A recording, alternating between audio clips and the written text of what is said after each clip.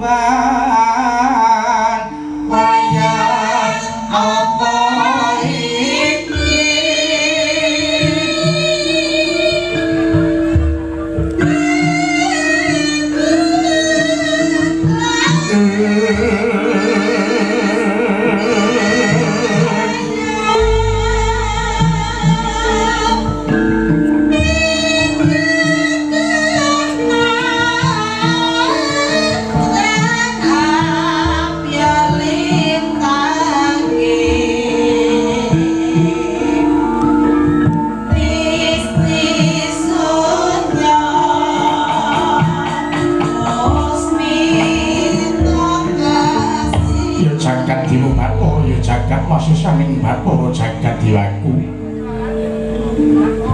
Aumawi ginamastu nama sidam sekaring bawana langgeng mangkoto mangko garwaku Yayi Yayi Batari Pertiwi wong wigati apa dene katon suntur dadi wedanamu katon rengu polatamu margake kandha kelawan pun kakang Yayi mbok menawa ana kurang-kurangipun kakang anggone sasuwene dadi garwamu lan boyong jeneng sira mapan ana ing Kahyangan Untara Segara wiwit saka ing Kahyangan Nirkapertala sira duweni rasa kang ora jenjeng sarta sira ora duweni rasa bagya mulya margake kandha kakang pukulun Ibu binging raos wiwit saking Kahyangan Nirkapertala dumugi Kahyangan Untara Segara ngantos dinten samangke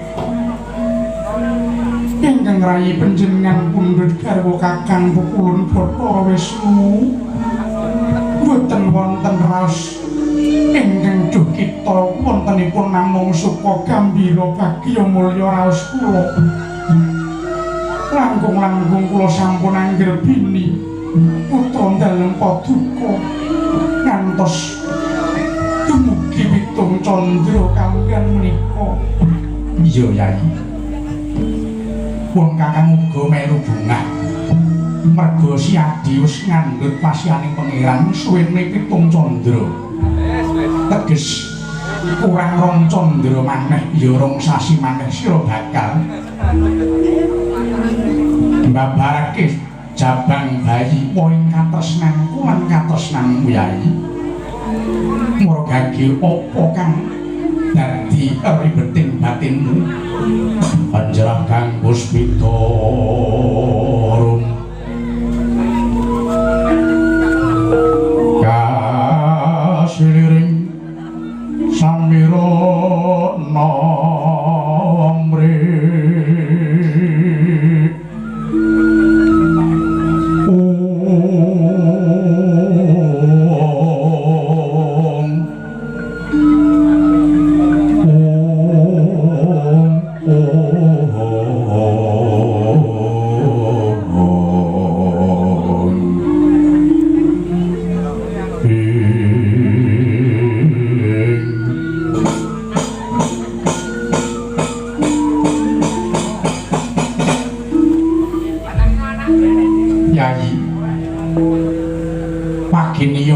bareng jeneng sira ndak takon apa kang dadi ribeting atimu kok malah nyingkur kelawan pun Kakang Yai Bathari Pertiwi. Kakang Pukulun apa Yai? Apa panjenengan boten gatos kaliyan kula tegese batin kepiye? Apa ya ana jenenge bojone meteng kuwi terus dijarke ora ditawani apa-apa. Kowe pengen apa Dik? Ngono kuwi ora tau. Banjur apa sing dadi kekarepanmu Yai? Mulai ngarepun Kakang lak wis kandha. Yen ana kurang-kurangipun Kakang anggone ladi dadi bojomu aku njaluk pangapura. Kiranging boten. Kurang rasa kepiye? Boten kirang rasa kepripun-pripun. Iki wis cukupan ngono ae. Iki wis enak. Ora gedhe ora cilik. Wis pokoke marai ngono kae. Tegese rasa ati. Mergo pun Kakang iki nadyan lenggah dadi dewa. Ning pun Kakang ki uga sih titahing Gusti. Dewa kuwi asale uga manungsa.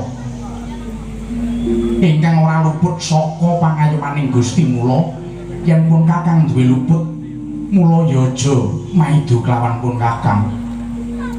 Madheporene to. Kakang Pukulun. Iya. Panjenengan nak pirsa wujuding kembang wijaya kusuma. Iya. Menawi panjenengan raos kembang wijaya kusuma menika wonten kirangipun menapa mboten? Yen saka pangrasaku ya. Kembang wijaya kusuma iku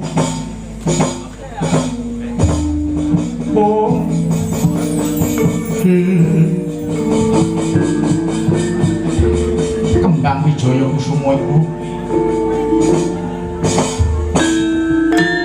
tetungguling kembang kang ora ana kang bisa nandingi endahe lan uga wanine kembang wijaya kusuma uga ora ana kang bisa nandingi gegambarane kembang wijaya kusuma ki ya mung panjenenganmu bojoku wong ayu. Gombal. Lho kok gombal? Menawi mekaten panjenengan kirang teliti. Lho tegese kurang teliti piye? Kembang wijaya kusuma menika kirang kanggene Bathari Pertiwi. Lho kurange nggo napa? Apa Apa kurang wangi? Mboten. Apa kurang indah? Mboten. Nanging Kembang Wijaya Kusuma menika dereng wonten cangkok ugi gagangipun. Umpamiya wonten cangkok lan gagangipun mendah saya endah wujudipun Kakang.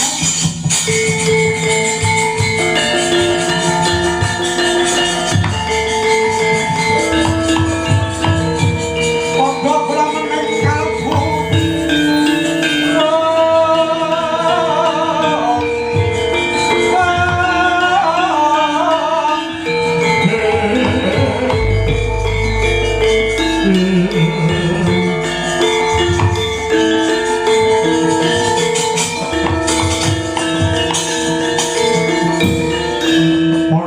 Mening kalabu ing sasmita mrih lantik aja pijer mangan Indra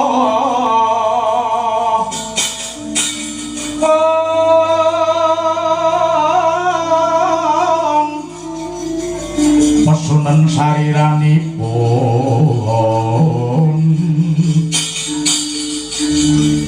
cekahan dahar kelawan guling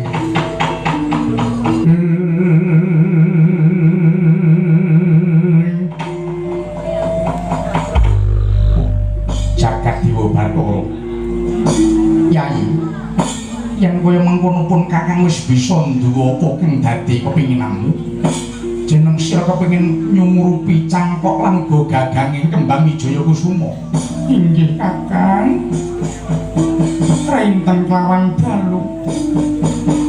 Boten perkawis daharanan unjukan ingkang kula pepingini nanging kula namung kepingin nyawang sesawangan ingkang endah wujudipun gagangipun Kembang Wijaya Kusuma ugi cangkokipun Kakang. Iya.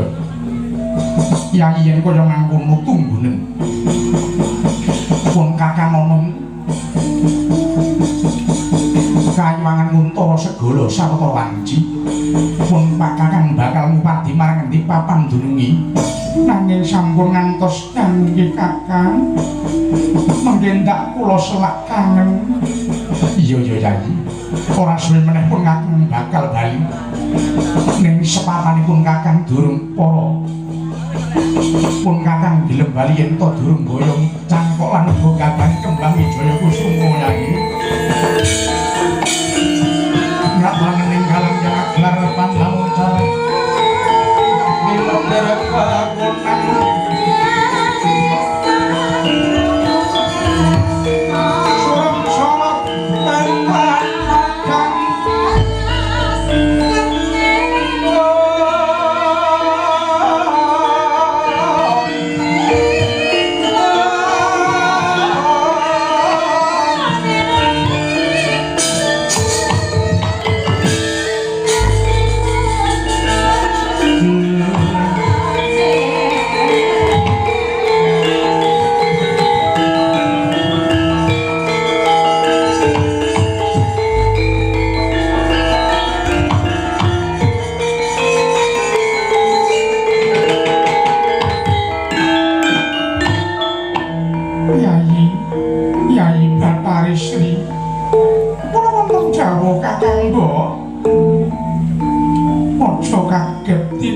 Kakang pukulan Bathara Wisnu nilarake kahiwangan Nguntara Segara Yai. Kakang pukulan badhe tindak dhateng pundi? Upami apa kang dadi pepinginanipun Kakang wujuding cangkok lan uga gagang ing Kembang Wijaya Kusuma Yai. Kakang pukulan siyos bidal dinten menika. Iya. Lha kok ora pamitan aku? Kayak udah ngene. Wong lanang iki lakone kaya ngono kuwi. Nang ndi Masih pindah kono ae. Bojo Pindah kono ae lagi kapan iki? Ora kayak. Nganti mulih kok tak gerus tenan kok.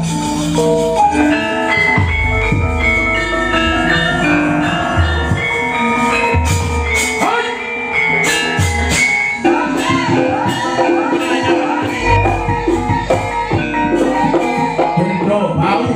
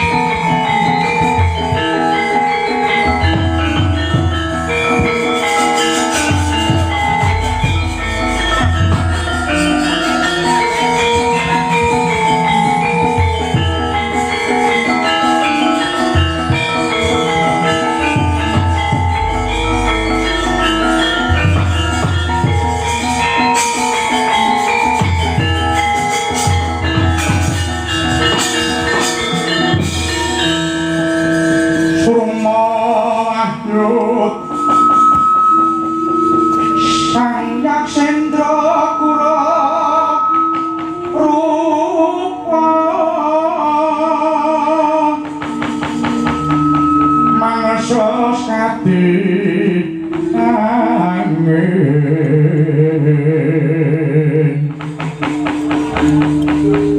pang sempal kapapal silo kabrasa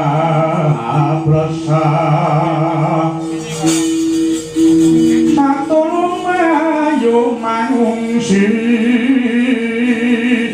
kakyat kakuto kang joko-joko bumi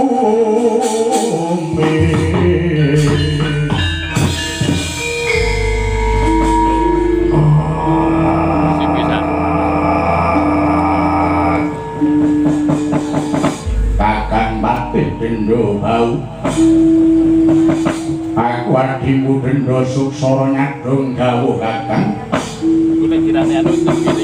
kepiye kabul kawusanane sawuse kayangan durak-arik lawan pun kakang udine aku kakang dai Yayi Dendra Suksara ana dawuh kakang wangune para diwis padha nekuk dengkur muncul asta lawan awake dhewe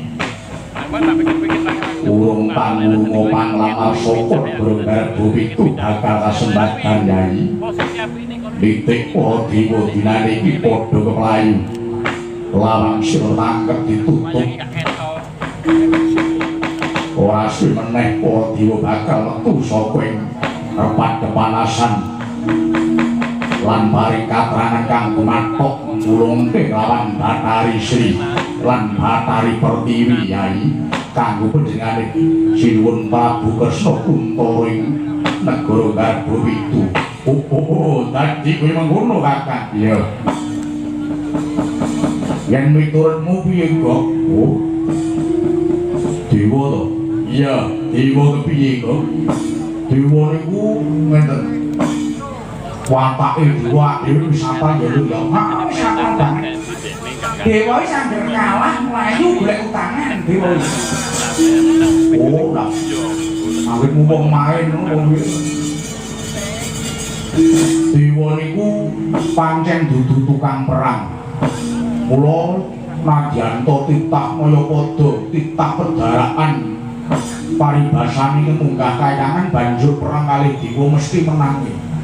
Mergo dewa niku dudu wong ingkang ngudi lawan kaprawiran sing balung kandele kulit. Nggih mung keluwihane dewa niku kena lara luput ing pati. Nah niku dewa. Mergo dewa niku sampun ngombe jenenge Tirta Amerta. Niku ora merta niku mati, dadi dewa niku anti mati. Umpama tele-tele ngono sak rokokan ku 5 ringkas dibuka tangi neh. Tingil nulis gantang neh. Dewa ngene niku.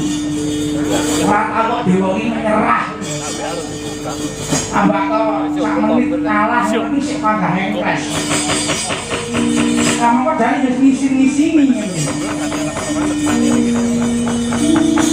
Nanging dewa nek pun kalah wateke mudhun teng Arcapada golek jago. Golek jago kepiye kok? Mutus kawan titah Mayapada ingkang kasetenipun timbang kaliyan Paduka Patih Gendabau lan Patih Dendra Suksara. Niku mengke nganti sak kecekele, tegese nganti sak ketemune. Kira-kira sapa sing bobot timbangi kaprawirane padha kaliyan Paduka kekalih. Lantal. Apa jagat iki ana kang bisa ngimbangi kasektenku lan kasekten Kakang Gendabau kok. Oh, ampun Jubriya langkung rumiyin. Awit nginggile langit ku tesih enten langit. Satos-atose enten sing luwih atos sak ngono ya lho. Ketika obat. Awet atos. Obat apa? Ya obat awet atos. Apa dipermalin?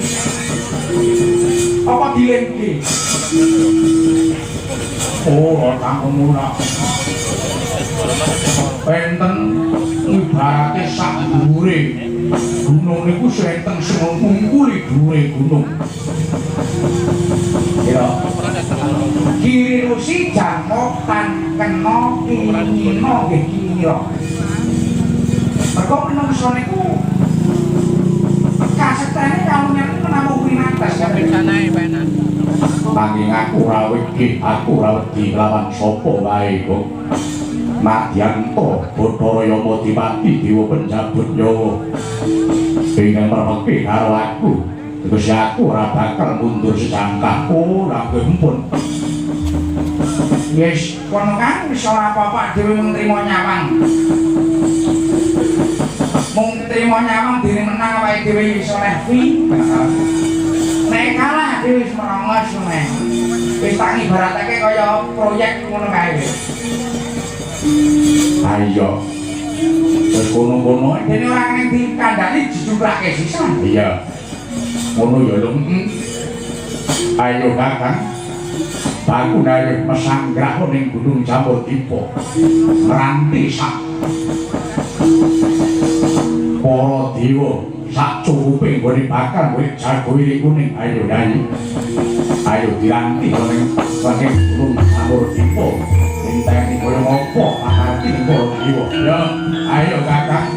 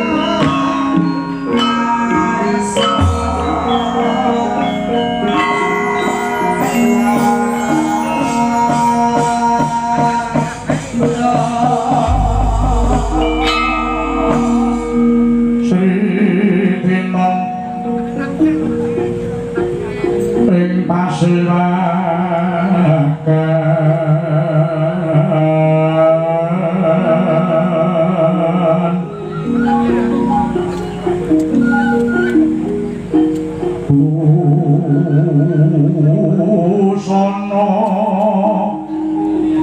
sutra maneka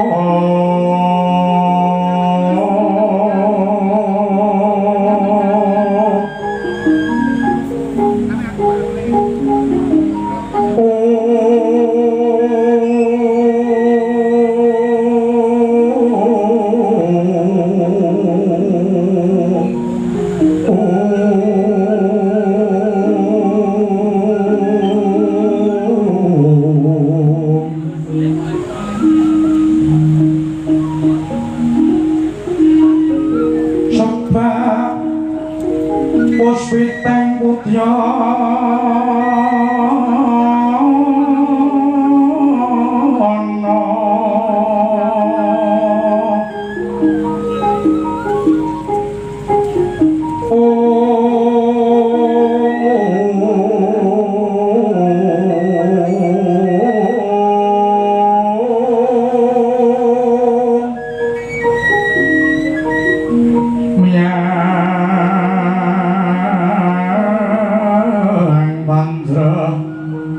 Kang sarwa rukma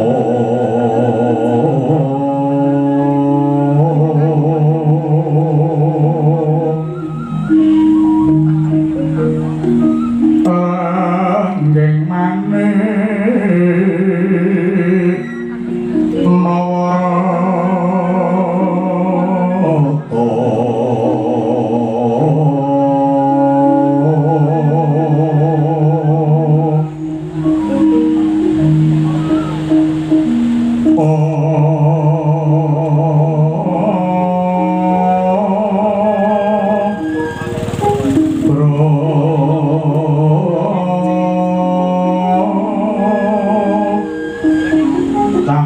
Yang sumirat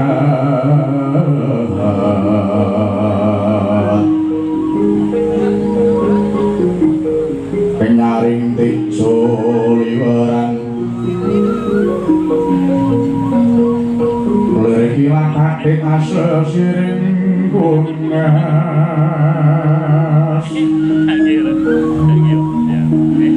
wimbo dikondo mripingin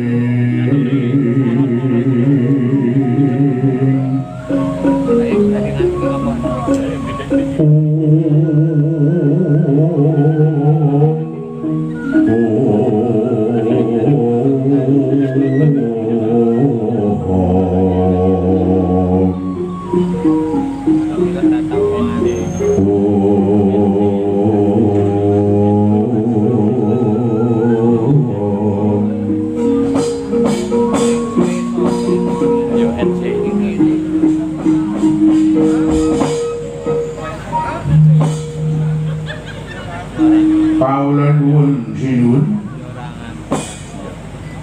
sampun sawetawis tang wangginipun ing adi kula Patih Prabuta suwangi abiyantara paduka nengga dawuh pangandika sing ngandika sinuwun iwa semanten sawetawis wekdal angging kula sowan dereng punten paring dawuh nadyan punanggung seblimbah mila sinuwun kepareng monggo enggal paring dawuh dhumateng ing abdi lan mbok inggih paduka kersa nggega kelawan dawuhipun para winasis ingkang suraosipun nalindring ing Raden Siniwaka menika sampun ngantos ngadamel tintrin nanging saged damel tinten monggo sinuwun monggo enggal paring dawuh dhumateng abdi kula pun pangita arugun lagun ing lekas lu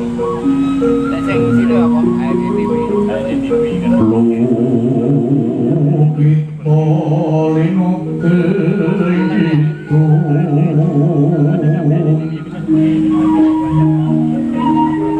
oh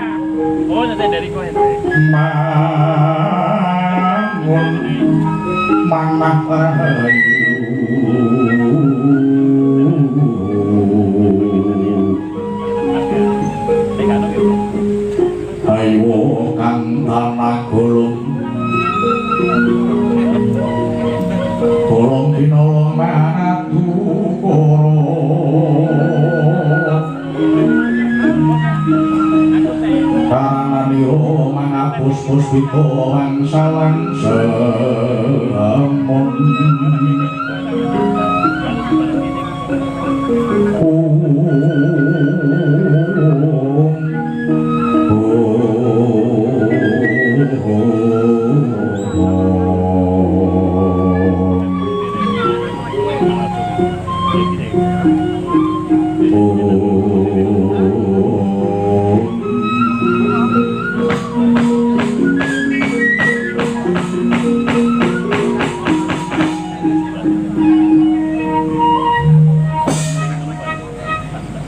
jagat diwo bathara ya jagat wasisaning bathara jagat diwaku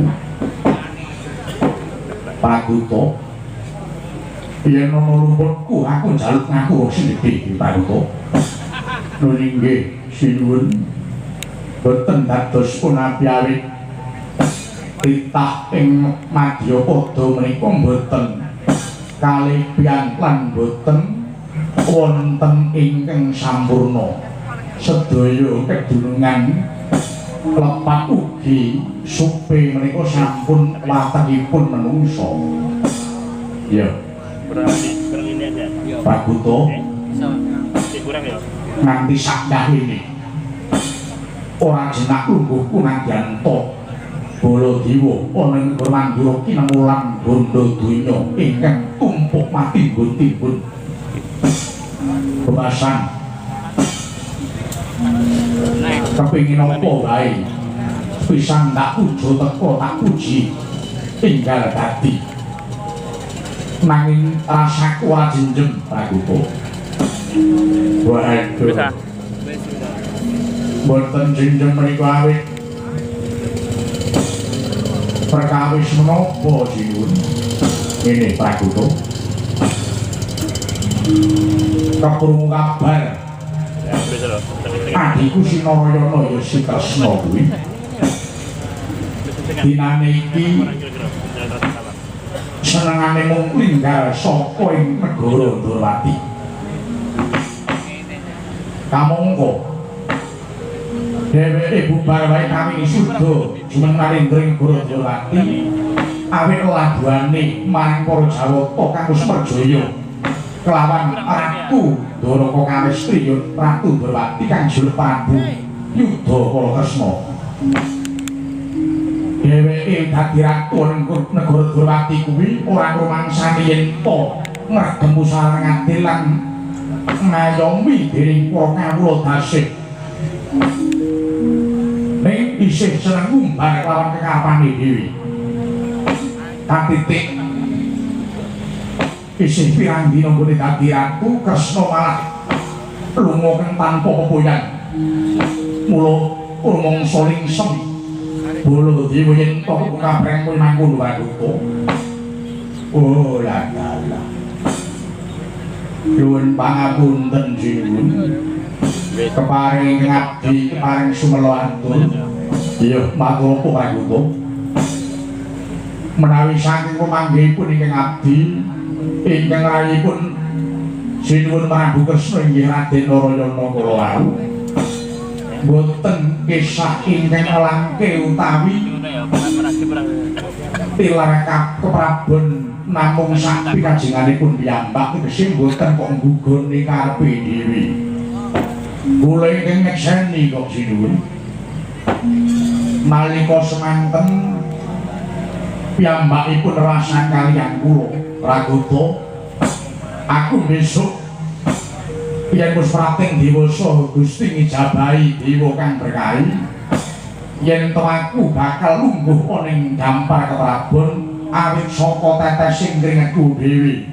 aku ora njagake sapa-sapa luwe-luwe tilarane wong tuwa wis masa bodho nglawan para sedulur-sedulurku lan malih ingkang rayi Raden Narayana menika wiwit anem menika mboten nate kok nyisai lawan sinten kemawon.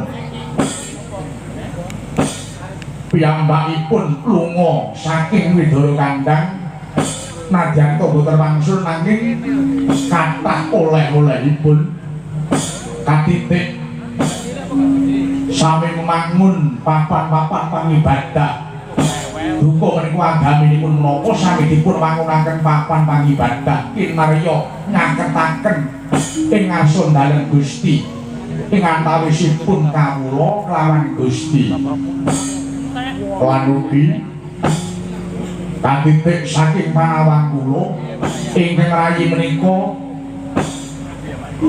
kasebat tiyang ingkang saged nguwongke wong haniki.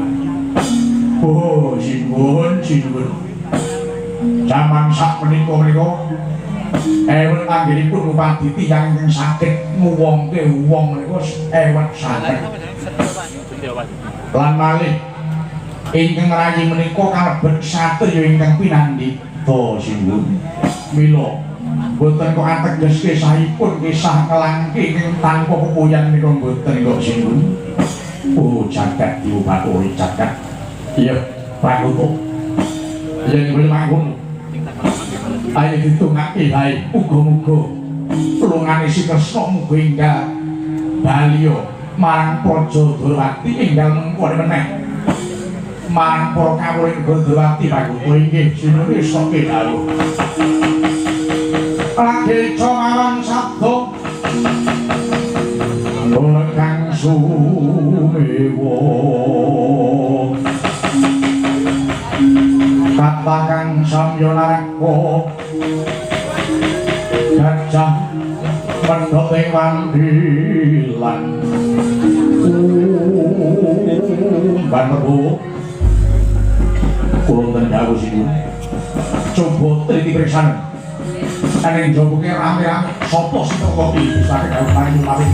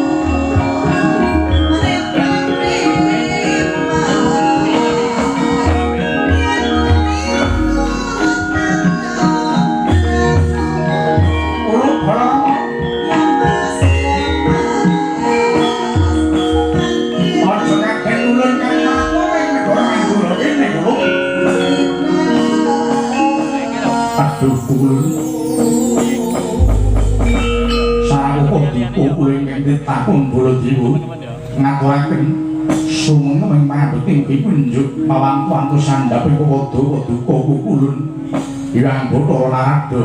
Bapak yang pikir mau kali jote sapa sing gawe napa sapa protokane detane dicekaten elek-elek ukiru kok narayan.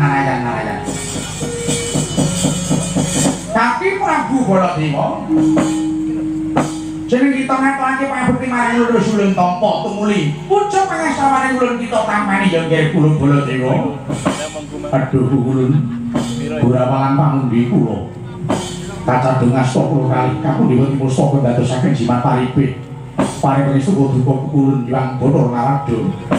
Pukulun monggo dipun paringaken anggo rumiyin sasampunipun satata ing dados senggah paduka. Kepar monggo kula aturi medhar sabda wonten kados ing pundi dening paduka Hyang Padha Pukulun merpeki dhumateng anggo kula menapa badhe banjut nyawanipun Baladewa. Aja kaduk ati kejeran menampa kula Baladewa. Kula niki dudu penggaweane njabut nyawa. Yen perkara dewa penjabut nyawa kuwi sing nyawa dipati ngono. Kuwi kula lajeng kula nyadong dawuh. Ngene. Tekane kula ning negara Mandura ki mau disababake saka Kalimangan Suralaya lagi geger pepuyengan. Geger kados pundi kula? Kayangan Suralaya dina iki kunggahan mungsuh utawa titah ing Arcapada, titah Batang Kasar. Utusan saka negara Garba Pitu, utusane Prabu Kresna Kuntara jenenge Patih Denda Bau lawan Patih Denda Suksara. Dene sediane bakal nglamar Bathari Pertiwi. Lah kamangka kamangka Bathari Pertiwi kuwi wis dadi garwane Bathara Wisnu. Saiki Bathari Pertiwi iki wetenge wis ngene. Ngene. Iki. Oh sampun gerbini. Wis ngono. Malah kepara yen ora kleru wis antuk pitung tandra. Nah, diwai katrangan kang kaya mengkono Patih Sakaloron kuwi mau, Patih Denda Bau lan Patih Denda Suksara ora nrimekake. Nuduh yen to dewa iki ngapusi dewa gawe-gawe. Kamangka yo nyatane kaya mengkono, rile kaya ngono kuwi. Nyatane. Bareng Patih Sakembaran kuwi mau ora nrimo, dewa malah dadi remuk bubuk, dadi rempah. Dewa diajar nganti tele-tele. Kowe ngerti to? Dewa kuwi dudu tukang perang. Wong dewa penggaweane iki ora olah kasantosaning balung kulitmu ora. Nek kok manah dijak perang. Ora urunga para dewa mah padha sambat kabeh. Lah iki malah perkara Kyai Pukulun Bathara Guru saiki ora ning Kahyangan Surabaya. Suralaya.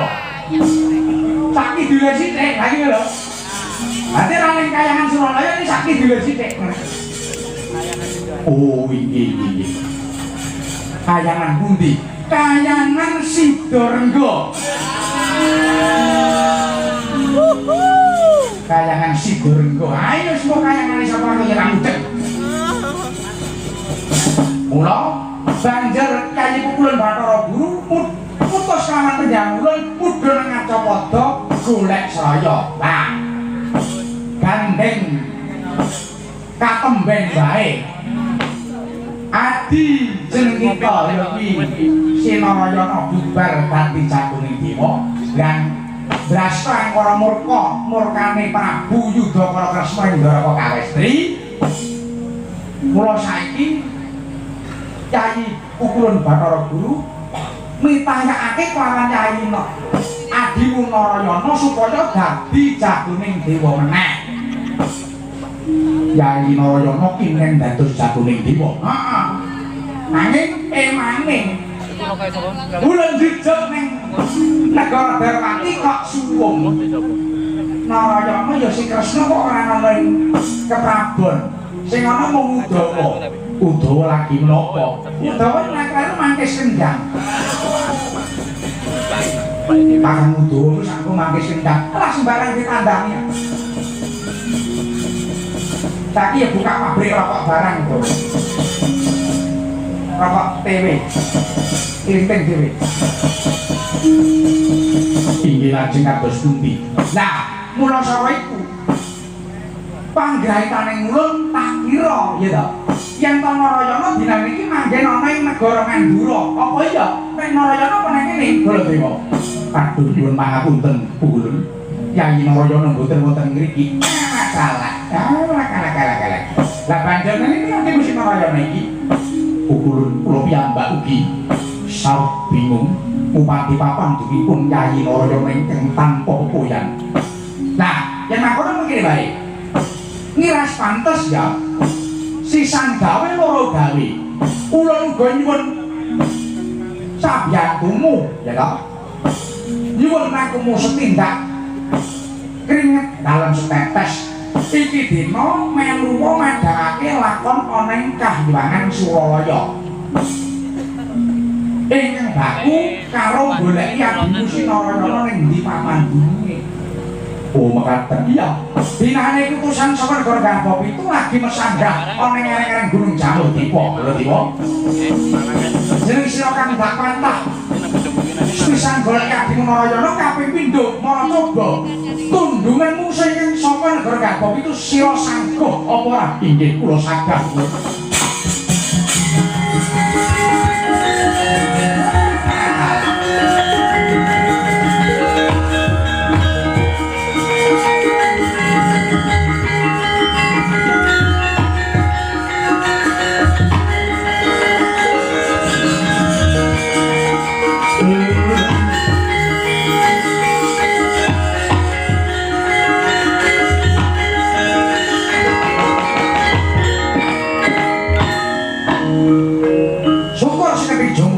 Jeneng kita wis saguh Baladewa.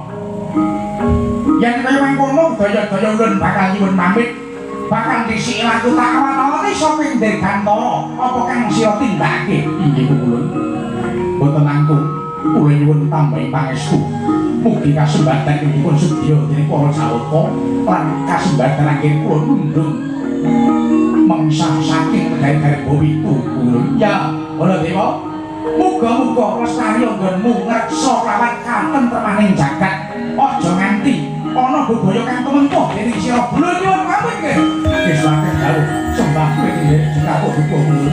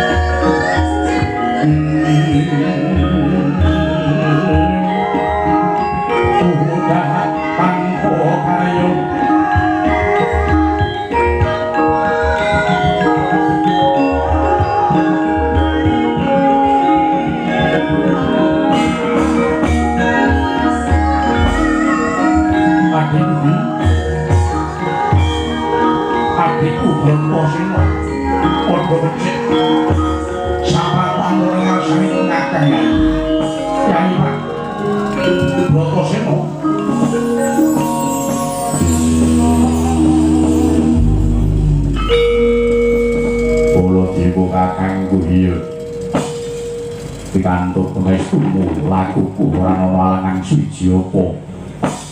Ya mung tasaku katura kelawan pendinamu Baladewa kakangku. Ya ditak tampa. Kepenakmu anggen musik boyayi. Ora kurang prayoga. Sopawit pangestumu Baladewa kakangku. Yai Bratasena.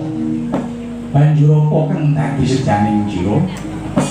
Raya-raya Gurejog tanpa lapan suwanana ing negara Mandura Yai. Baladewa kakangku. Tekaku ana ing negara Mandura ora ana liya mung golek lawan jiriteng kakangku. Ingkang dinane iki bakal dikanthi basa lawan kakek biasa. Kakek biasa ing Sabtu Harga. Nanging tak jujuk ning negara Dwarawati. Bideng kakangku ora mapan ning praja. Tak kira mapan ning kene. Aduh, Kyai. Pangapura sing gedhe.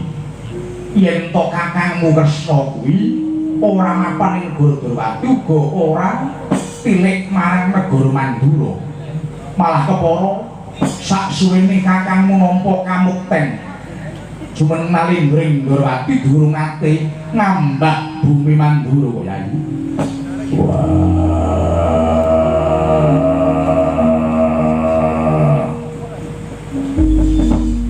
Banjur kersa kakangku haning ndi papane. Pun kakang uga ora sumurut Yai. Malah iki dina katemben bae pukulun Bathara Narada ngupadi lawan Kyai Narayana supaya dadi jagoning dewa mbrastu angkara murka. Utusan saka Guru Garba Pitu kang dinane iki wis nglawan kahiwangan. Mula pun kakang Mandura kang pinasran siji goleki lawan kakang Dwarawati kaping pindho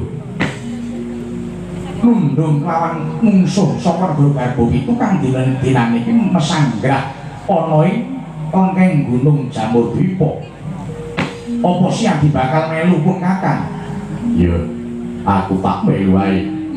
Miras pantes aku bakal ngatonake dharmaku lawan dewa. Kaping pindho sisan gawe yen tenggal ketemu lawan sriteng kakangku bakal tak kanthi yang pertapan Sabtuwarga sak dadi pengarep-arepe. Biasa kakekku ingkang bakal nganti bawa rasa dadi siagi melu pun kakang. Aku melu waduh atiku iki.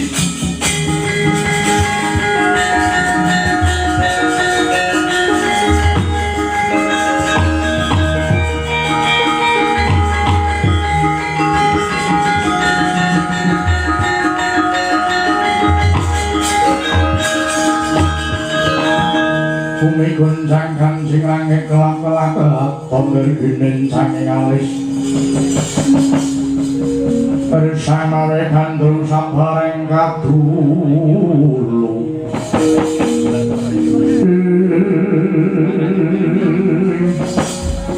matur bumi panundani dene siadi kestu bakal sabiantu lawan pun kakang. Iya bulu dibukakan kuhaku ora bakal regah. Kulo bakal tak ranti ning alun-alun Mandura. Aja kesuwen ayo didelak laku ninggal Prato marang lengkeng Gunung Jamurdwipa ya Yai. Ranting Sawtara. Pun kakang bakal pamit lawan Mbak Ayu Yai Dewirwati. Ora suwe meneh pun kakang bakal sumusul ya yen mangko tak ranti ning alun-alun Mandura. Semoro remang usul ngambren ati kaulan ning kasulase ning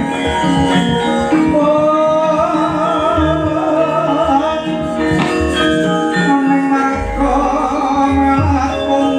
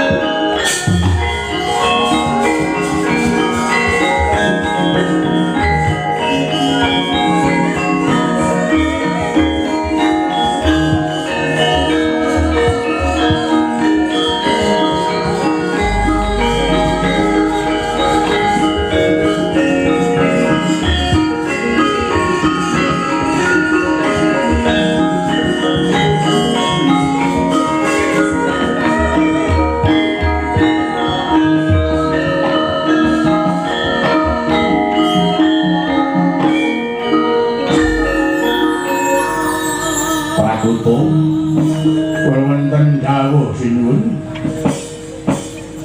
iki dina setha yen to lakuku kudu ngentar marang Gunung Jamuddipa inggih sinuwun kula sampun mireng saking sak walikipun saka kedaton bilih paduka inggal upadi ngrayi Narayana dalah nundung mungsuh ingkang saking negari Garba Widu sinuwun ya Prakuto kepara iki dina samapakna para prajurit negara Mandura marangake piyana kang santosa dodo bauni aja nganti gawe kapiwirang ana madani Malagan nggih sinuwun keparing ingkang abdi nyuwun pamit nyuwun tambahi pangestu ya ayana Pan Prabowo kula wonten dawuh sinuwun nimbali kematen ngabdi Pun Prabowo bubarang kang padha gantung sibuk ingsun bakal pundhut kedaton ora wis apik karo paring arep tawasilan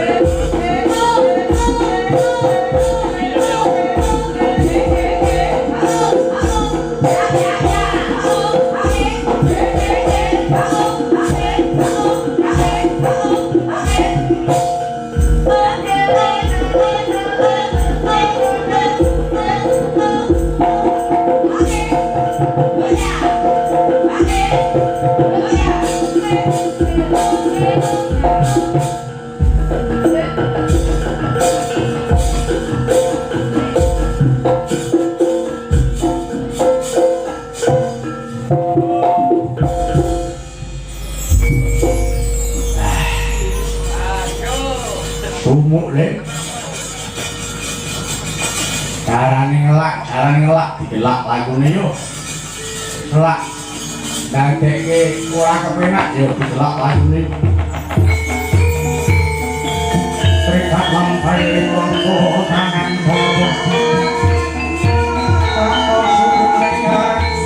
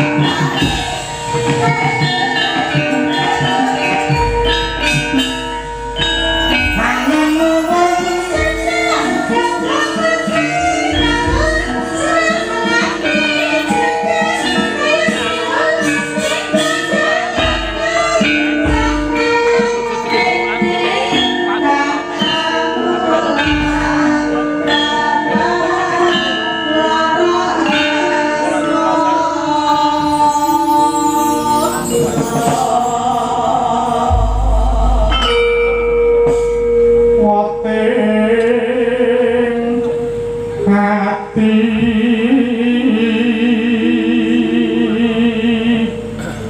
mung sira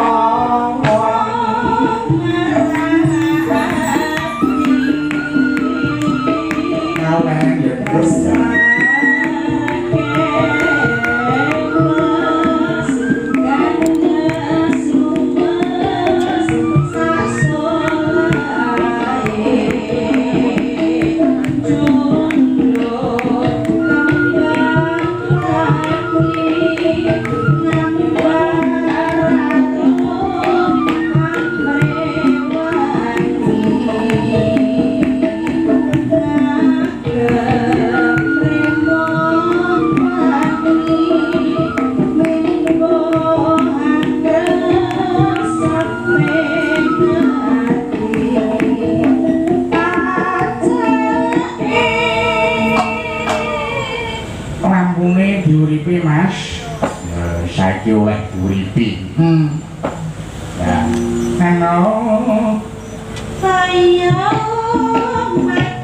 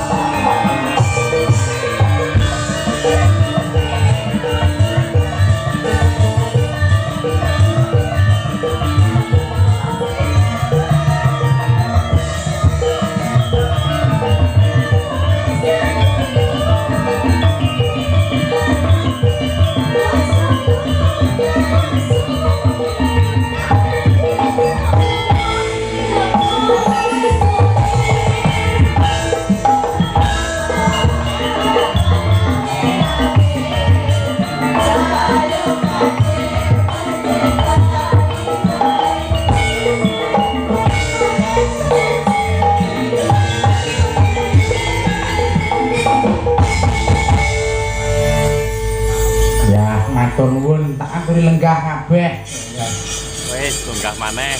Karo alon-alon ngenteni lampune diuripi kabeh yo, Mak. Lampune peteng. Lightingnya nganu kok, Nduk. Lightingnya ngopo? Mulih Dik ini.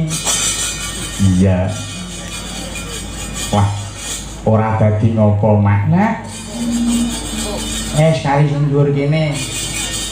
Iya. Alon-alon yo, Mak. Dasare papane ri supaya slamet. Oh iya. Lah banjur sing songo kuwi wujude Babanawa Sanga. Oh iya. Ya kuwi memetri kelawan sagunging para priagung luhur pangarsa desa. Mligine Bapak Kepala Desa sak prangkate. Lan uga warga masyarakate. Oh iya. Kuwi kabeh padha dipepetri Muga pinaringono rahayu wilujeng wiwit dina iki nganti slawas-lawase aja nganti ana alangan ruwida swiji apa Allahumma amin. Muga-muga slamet sing manggoni lan slamet sing dipanggoni ya Mak. Ujupe utawa kajate muga-muga desa Ngajum kene dadi desa kang baldatun thayyibatun walafun ghafur. Dadi kang desa kang gemah ripah loh jinawi karta tata raharja tentrem ayem ya ta adoh balak sungkawa adoh balak sengkala cinaketna mring berkahing Gusti lan kabagyan kabejan kamulyan tinampa dening desa Ngajum lan uga ingkang manggoni ing desa Ngajum kene Allahumma amin. Slamet sak tanem tuwe slamet sak raja kayane sak raja darbeke oh iya kabeh pinaringono wilujeng ora ngemungake lanang wadon gedhe cilik tuwa anom lanang wadon oh iya ya sing duda sing rondo sing joko sing prawan sing wis omah-omah sing bocah kabeh pinaringo barokah Allahumma Allahumma Allahumma alhamdulillah iya iya Mak weh jarake panggung karo penonton ki adoh nduk iya ora nek kono ora bengok aku ora krungu dasare rada budhek kowe ora rada ya aku sapoke gawane sing keri iki rada sudur ngene nduk mas weh ayo oke oe ayo peloke barang Mas Dwi iya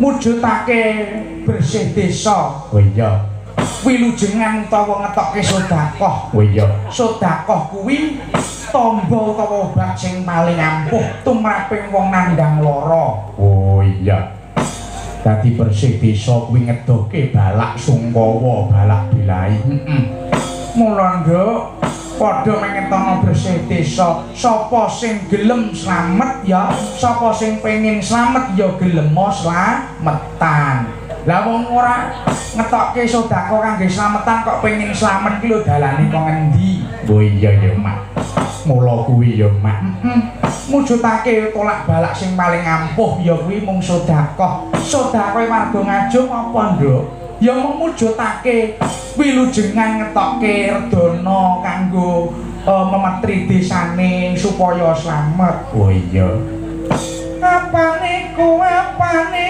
dadi kewajibanku ayo bersih desa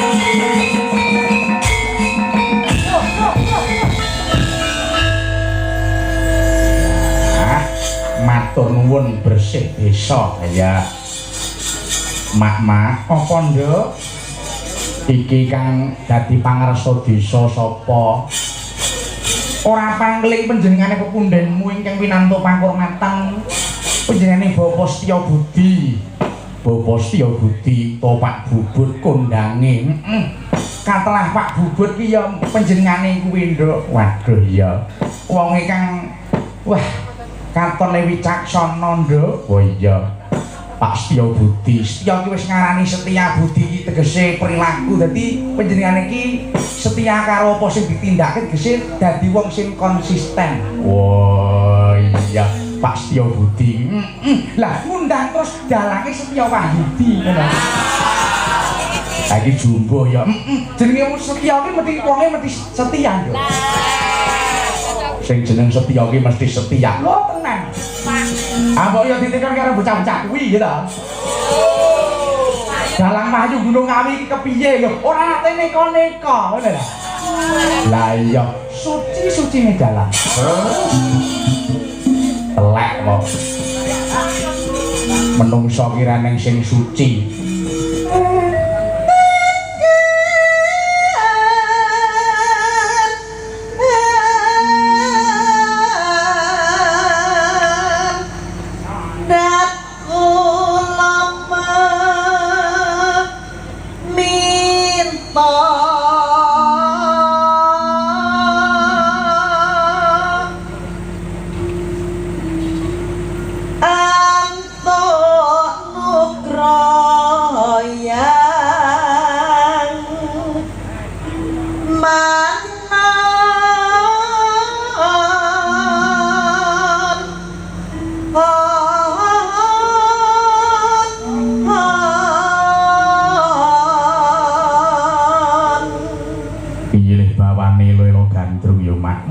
Lolo gandrung ya ojo nganti engko anu setengah iki dibablaske kono ayo lolo gandrung marang kemakmuran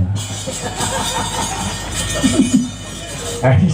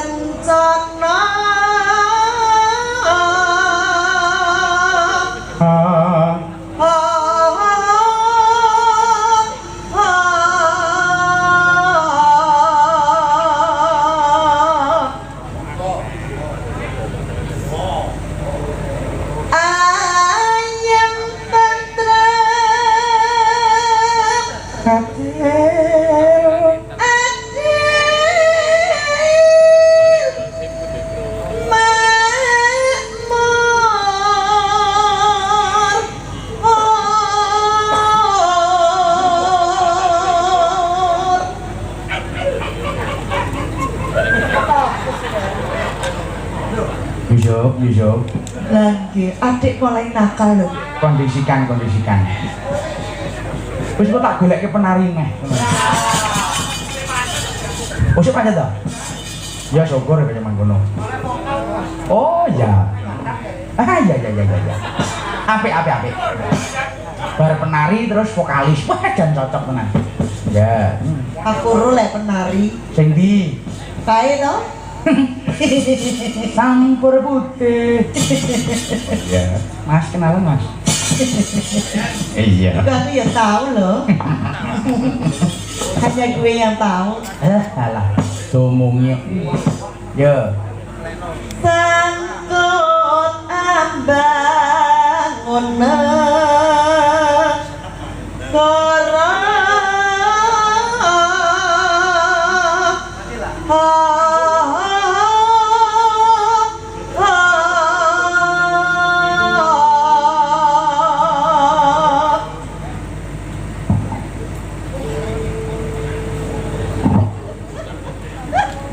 sampun. Oh lah. Oh balik. Aku malah. Oh, parkiran temu ndi nggih? Anu. Lagi repot. Ayo. Langgame. Nah. Iva. Ya, dibalke iki ditumrata mergo sindene akeh. Monggo, kanthi karun gasik mergo iki apa iki nuansane kemasih. Ya. Yuk. Selamat was kasan tejane yen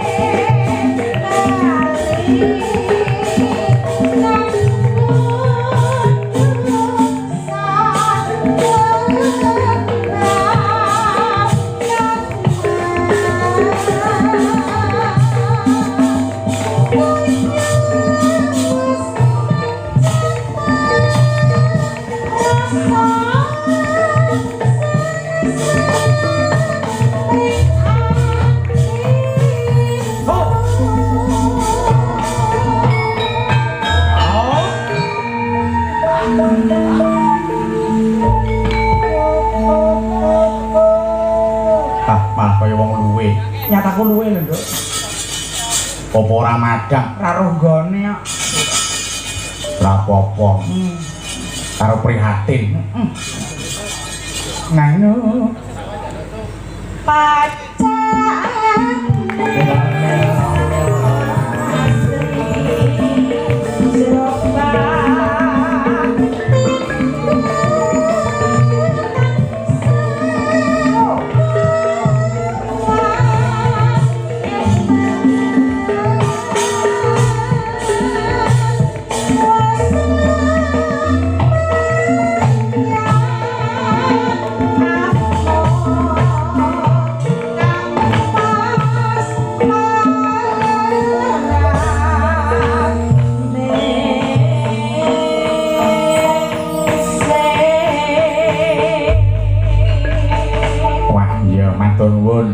Mbak Eni karo Mbak Iva. Wah iya. Mbak Eni kuwi saka Kucur, Mbak Iva kuwi saka Pandan Ploso Kacangan. Wah iya. Lah iki tak kenal maka tak sayang, Nduk. Wah iya. Sing ana ngarep kuwi sing jajar telu. Wah iya. Sing lagi ngombe kae. Sapa ki Mbak Ayu saka Sembon. Iya Sembon.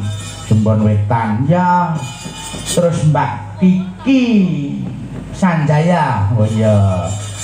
Ya saka Sembon saiki wis sumilidi domisili. Sumilidi domisili. Lomidisi domisili angel men. Domisili ning Balesari. Oh iya. Ora metu saka Kecamatan Ngajum. Saking tresnane karo Kecamatan Ngajum, mula golek bojo ya mung tangga desa. Oh iya. Kuwi garwane Ayah Pitom. Iya. Terus wetane kuwi Mbak Titik Purnamasari.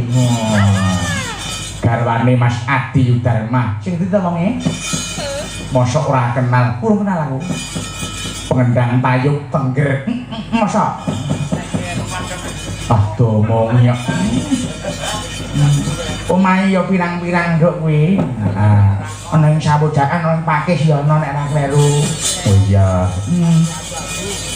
Wis domisili ning Tengger kono. Oh adem golek gawa sing luwih adem meneh. Iya. Oh iya. Wis duwe garwa kabeh ngarep kuwi wis. Rancake wis padha anu kuwi melakukan bedah negara. Iya. Terus sing mburi sing ketutupan Mbak Ayu kae.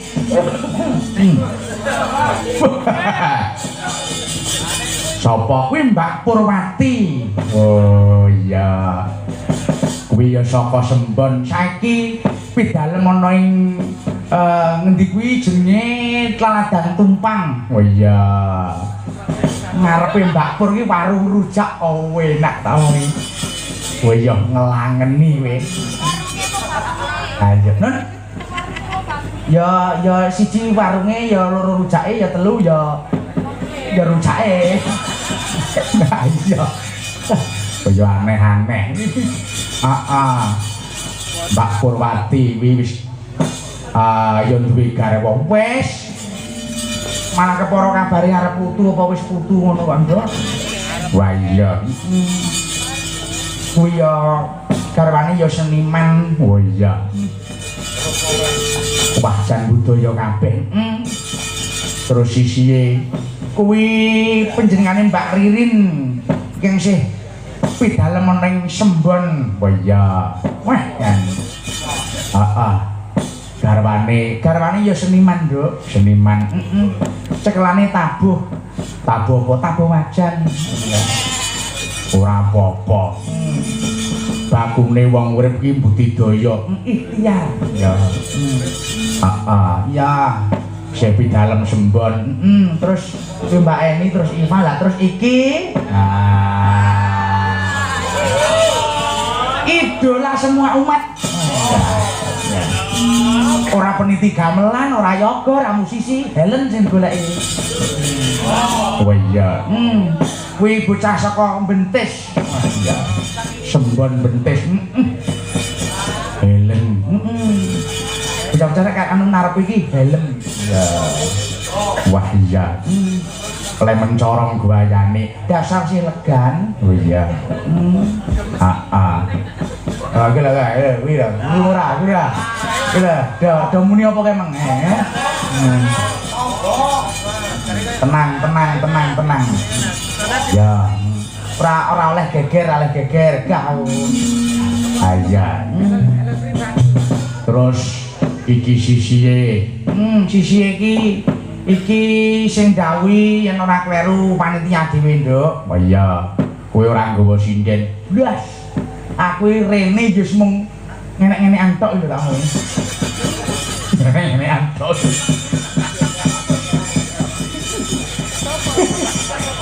Oh. Ya mung nggawa wayang sak eblek. Nggawa lampu sak cuplik iki. Iya. Heeh. Iya. Karo manajer apa ning kene aku kowe ra ning penggawean ning kene aku. Ha iya. Ya ditakoni sik, Mak. Coba anu dicepeng miki, Nduk. Ya. Nek mbak-mbak sing kulon kuwi kabeh wong 8 kuwi wis kulino nyekel mik.